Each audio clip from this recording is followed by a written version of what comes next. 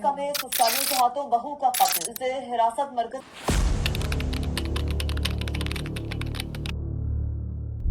یہ کہانی چیخوں سے شروع ہوتی ہے، یہ کہانی خاموشی سے شروع ہوتی ہے۔ ایک گھر جہاں کسی نے مدد کے لیے آواز نہیں لگائی، جہاں کوئی پڑوسی نہیں جاگا، کوئی پولیس کال ریکارڈ نہیں ہوئی، لیکن جہاں ایک عورت زندہ نہیں بچی۔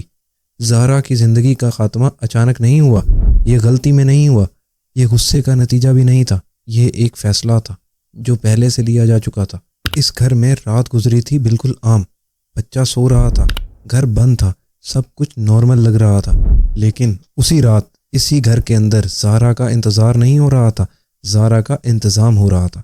یہ جرم کسی اندھیری گلی میں نہیں ہوا، یہ قتل گھر کے اندر ہوا۔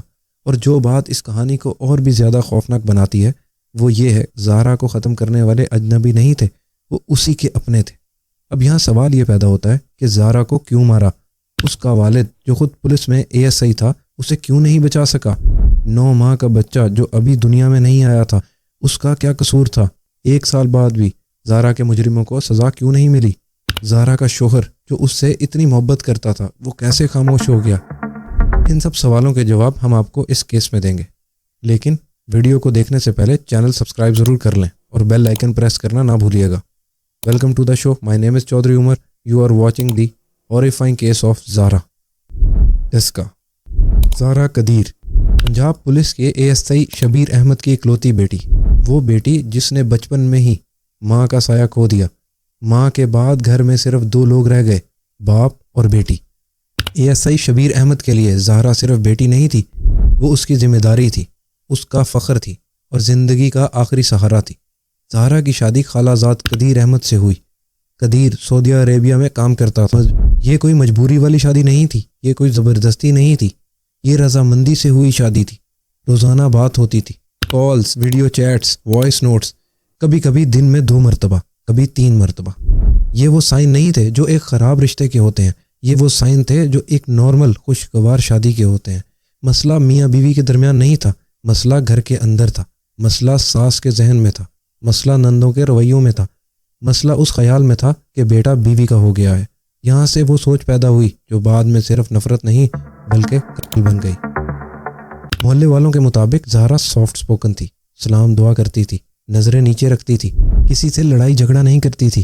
اس کے بارے میں یہ بھی نہیں کہا جا سکتا کہ وہ مسئلے پیدا کرتی تھی، وہ مسئلے برداشت کرتی تھی، لیکن گھر کے اندر کہانی بالکل مختلف تھی۔ یہاں آوازیں اونچی نہیں ہوتی تھیں، یہاں لفظ دھیمے ہوتے تھے، یہاں باتیں سیدھی نہیں ہوتی تھیں، یہاں باتیں ذہن میں رکھی جاتی تھیں۔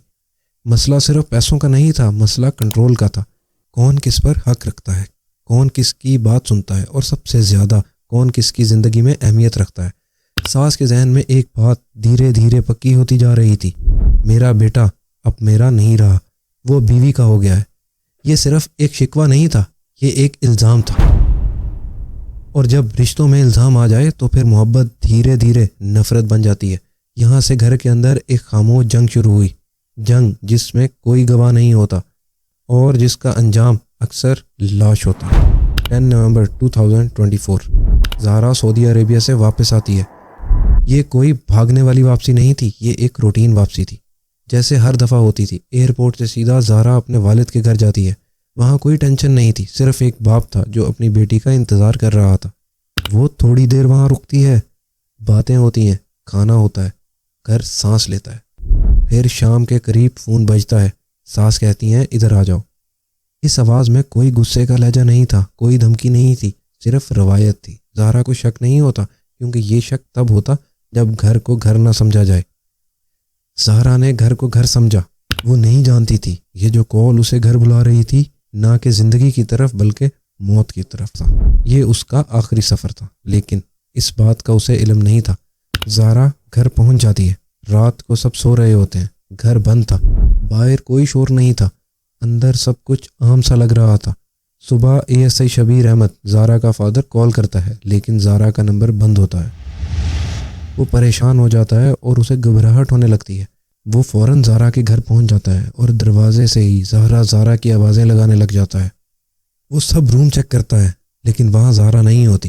ایک کمرے میں اس کا بیٹا ہوتا ہے، وہ اسے اٹھا کر گلے سے لگا لیتا ہے، اور پھر زہرا کا باپ اس کی ساس سے پوچھتا ہے کہ زہرا کہاں ہے۔ تو وہ اکڑ کر جواب دیتی ہے کہ صبح جب ہم اٹھے وہ یہاں نہیں تھی۔ شبیر احمد پولیس والا تھا، زندگی بھر اس نے دوسروں کے گھروں کے راز دیکھے تھے، لیکن اس وقت اس کا اپنا گھر اس سے سچ چھپا رہا تھا۔ کچھ نوٹس کرتا ہے، گھر میں غیر معمولی صفائی تھی، فرش گیلا تھا، دیواروں پر ایسے نشان تھے جو پانی سے نہیں جاتے۔ یہ وہ چیزیں ہوتی ہیں جو عام آدمی نظر انداز کر دیتا ہے، لیکن پولیس والا نہیں۔ اس نے ایک اور چیز دیکھی، بچہ بالکل چپ چاپ تھا، نہ رونا نہ ضد، جیسے وہ کچھ دیکھ چکا ہو۔ ASI شبیر احمد کو سمجھ آ گیا یہ صرف لاپتہ ہونے کا کیس نہیں ہے، یہ کچھ اور ہی ہے۔ لیکن پولیس پروسیجر احساس سے پہلے آتا ہے۔ شبیر احمد اپنے اسٹیشن اپنے کولیگ کو کال کرتا ہے اور سب بتاتا ہے۔ وہ اسے مشورہ دیتے ہیں کہ وہ کڈنیپنگ کی FIR درج کرائے۔ FIR درج ہوتی ہے، نام لکھے جاتے ہیں۔ پولیس زارا کی ساس اور نند کو اریسٹ کر لیتی ہے، لیکن سچ زیادہ دیر چھپتا نہیں۔ پولیس والی یہاں غلط ہو سکتی ہے، لیکن پولیس والی انسٹیٹیوشن کبھی غلط نہیں ہوتی۔ پولیس انٹیروگیشن میں چیخ نہیں ہوتی، صرف وقت ہوتا ہے۔ سب سے چھوٹی ننند، وہ پہلی تھی جو خاموشی برداشت نہیں کر سکی، وہ ٹوٹ گئی۔ ہم نے قتل کیا ہے، یہ ایک جملہ تھا، لیکن اس جملے نے پوری کہانی کھول دی۔ پولیس کے مطابق اسے پہلے بے ہوش کیا گیا۔ یہ اس لیے ضروری تھا تاکہ چیخ نہ ہو، تاکہ مفاہمت کم ہو۔ پھر چادر کا پھندا گردن کے گرد ڈالا گیا۔ زارا نے مفاہمت کی کوشش کی، اس نے اٹھنے کی کوشش کی، لیکن 4 لوگ تھے، 4 لوگ جو اسے جانتے تھے، 4 لوگ جو اس کے اپنے تھے۔ اس کے بعد جو ہوا انسانی ذہن قبول نہیں کرتا۔ زارا کو قتل کرنا یہاں ختم نہیں ہوا۔ ٹوکے اور چھری سے 8 ٹکڑے کیے گئے، لیکن اس کہانی کا سب سے اندھیرا پہلو یہ ہے، صرف زارا کا قتل نہیں ہوا، اس کے پیٹ میں پلتا ہوا بچہ، اسے بھی زندہ رہنے کا موقع نہیں ملا۔ یہ صرف ایک قتل نہیں تھا، یہ رحمت کا بھی قتل تھا۔ بات گھر خاموش ہو گیا، نہ کوئی چیخ نہ کوئی گواہ، صرف ایک فیصلہ کہ سب کچھ غائب کر دیا جائے۔ لاش کو بوریوں اور شاپنگ بیگز میں ڈال کر دریا کی طرف لے جایا گیا، وہ دریا جو روز شہر کے پاس سے بہتا ہے، جس کے پانی نے بہت کچھ دیکھا ہے، لیکن آج اسے ایک اور راز دیا جا رہا تھا۔ ریسکیو ٹیم کا بیان ہے، ہم لاشیں ڈھونڈتے ہیں لیکن ٹکڑے نہیں۔ ریسکیو ٹیم کے آفیسرز بھی پریشان اور حیران تھے کہ انہیں زارا کے ٹکڑے ڈھونڈنے پڑ رہے تھے۔ یہ ریکوری صرف ایویڈنس نہیں تھی، یہ تصدیق تھی کہ ASI شبیر احمد کا شک غلط نہیں ہے۔ چارجز لگ گئے، زارا قتل ہو چکی تھی۔ اس پوائنٹ پر یہ کہانی یہاں ختم ہونی چاہیے تھی، قانون کے مطابق جہاں جسٹس شروع ہونا چاہیے تھا، لیکن یہاں سے اصل کہانی شروع ہوتی ہے۔ اور زارا کی تدفین سے پہلے غسل دینے والی عورت کا بیان آتا ہے۔ وہ کہتی ہے، میں نے زندگی میں بہت سی لاشیں دیکھی ہیں، لیکن پہلی دفعہ گوشت کے ٹکڑوں کو غسل دیا ہے۔ یہ صرف ایک جملہ نہیں، یہ انسانی ضمیر پر ایک تھپڑ تھا۔ زارا کو قتل کر دیا گیا تھا، لیکن قتل کے بعد اسے انسان سمجھنا بھی چھوڑ دیا گیا۔ یہ صرف قتل نہیں تھا، یہ ڈی ہیومنائزیشن تھی۔ قدیر جو زارا کا شوہر اس وقت سعودیہ میں تھا، اسے جب پتہ چلتا ہے وہ فوراً پاکستان آ جاتا ہے، اور وہ سیدھا اپنے گھر نہیں جاتا، وہ اپنے سسر زارا کے گھر جاتا ہے، اور وہ بھی شوق میں ہوتا ہے۔ اسے بھی کچھ سمجھ نہیں آ رہی ہوتی کہ یہ کیا ہو گیا، اور وہ اس ٹائم تو زارا کے ساتھ کھڑا ہوتا ہے۔ جو وہ میڈیا کو بیان دیتا ہے اس میں بھی وہ زارا کی سپورٹ میں ہوتا ہے اور صدمے میں ہوتا ہے، اور 6 منتھ گزرنے کے بعد اس نے زارا کے والد سے رابطہ بھی نہیں کیا۔ اب سوال یہ پیدا ہوتا ہے کہ وہ کس کے ساتھ ٹھہرے گا؟ وہ اپنی ماں اور بہنوں کے ساتھ ٹھہرے گا جنہوں نے ظلم کر کے اس کی بیوی کو ختم کر دیا، یا اپنی بیوی کے ساتھ ٹھہرے گا جو اب بھی جسٹس مانگ رہی ہے؟ اور سوال یہ بھی ہے، ابھی تک فائنل فیصلہ کیوں نہیں آیا؟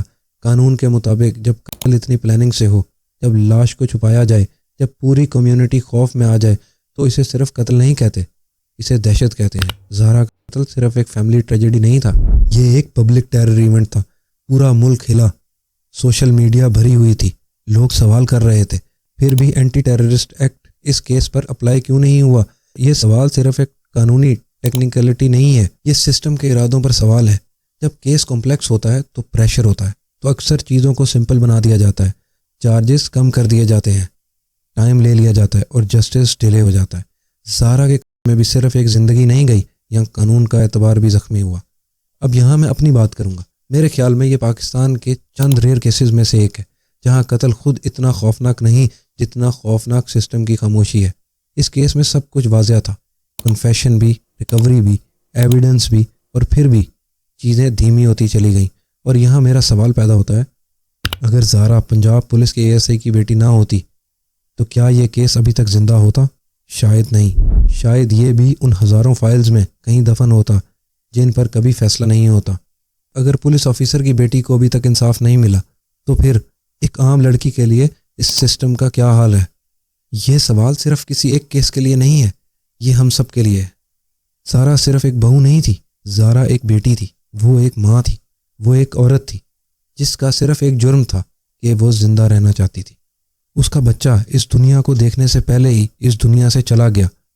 نہ اس نے ماں کا چہرہ دیکھا، نہ کسی نے اس کا نام رکھا۔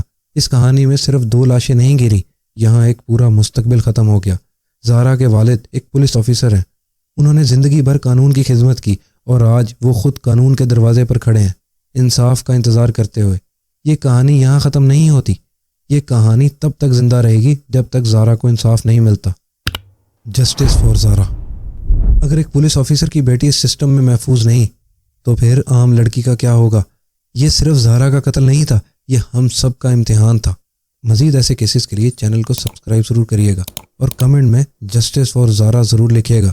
ملتے ہیں نیکسٹ تھرلنگ کیس میں۔ خدا حافظ۔